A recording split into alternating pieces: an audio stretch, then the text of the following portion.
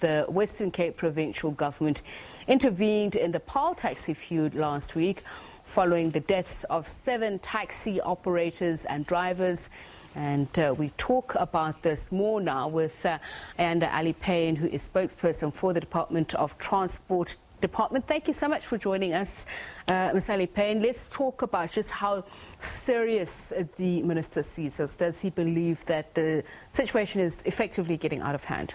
So thank you very much for having us. We do appreciate the platform. I think it's important to stress that Minister Mbalula respects the taxi industry. I think all of us are well aware of its history of being one of the only major industries that was for black people, by black people during the apartheid regime. It is for that reason and many other reasons that Minister Mbalula believes that the taxi industry cannot be allowed to disintegrate. It cannot be allowed to continue in its current trajectory where we're seeing violence in parts of the Western Cape, Eastern Cape, across the country. There are hotspots there. And so Minister Mbalula takes this matter very seriously. He went to eMbekweni in the Western Cape alongside his provincial counterpart last week, Tuesday. We do understand a mediator was then put in place to try and facilitate the discussions. Minister returned yesterday as per the pledge that he made. Now, the parties asked for some time apart on their own, independently, to have their own discussions and then meet with the mediator and then hand over a report to the minister. That did not happen. As soon as the minister left, we understand the situation got a little out of control. And what has it been found to be the source of this resurgence of violence? Because we know it's a national phenomenon, taxi violence within the industry, but sometimes the reasons do differ depending on the dynamics of the region. There'll be slight variations here and there, but by and large, these issues usually center around taxi routes and the allocation thereof. There are much ado about permits as well, where we see such skirmishes arise. So this is the case as well, and without divulging too much into the sensitivities of it all, because negotiations are hopefully still going to continue. Those are the sticking points, and that's what has left these parties, you know, at polar opposites and opposite ends of the discussions at the moment. I think what's important to note is that while we do urge them to come to the negotiating table and resolve their issues in an amicable way, Minister Mbalula says if push comes to shove, they'll be forced as a ministry to take drastic action. And what would that entail?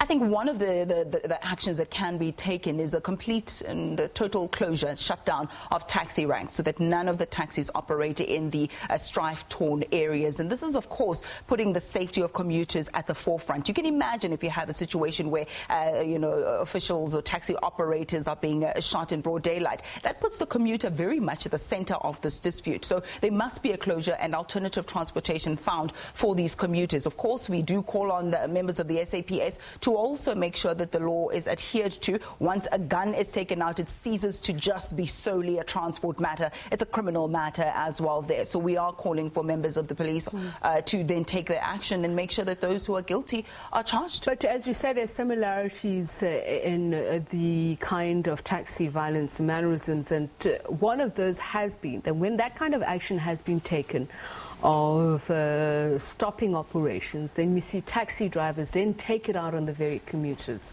I think also what is different in terms of the nuances that we're seeing this time around is that there is a willingness to come and gather when Minister Mbalula makes the call. Remember that they initially gathered last week, and these are people who've been at loggerheads for quite some time now.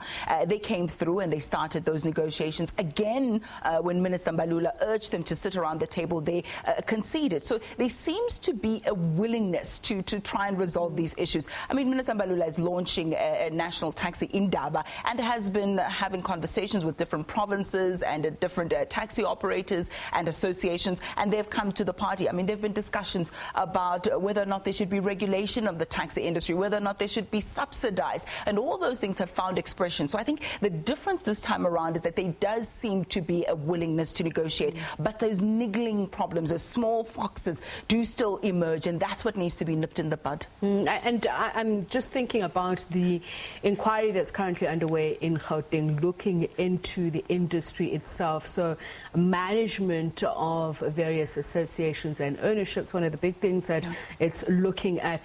Is that something that could be extended nationally? Because it is a national problem or phenomenon? 100%. We're calling on the MECs, and in fact they have already met with the minister. The MECs of the different provinces must then do the work at provincial level, and this will culminate in that national platform where all these issues are discussed. Because, like we said, there are some similarities. Yes, there'll be some nuances here and there, but these are issues that have plagued the industry for years. Ever since I was a child, I could still remember, issues of taxi violence, and these are things that need to be sorted out if we are going to look at ways of sustaining the industry, ways of scaling the industry, ways of professionalizing the industry. And I think now is the time, because all these associations and the mother bodies actually agree. They're saying, why are we not treated like the bus companies that are subsidized? Why are we not treated like the Gautrains of this world? And so once there's an appetite to negotiate, I think it's a step in the right direction. But we must come down hard when it comes to violence, because that causes anarchy,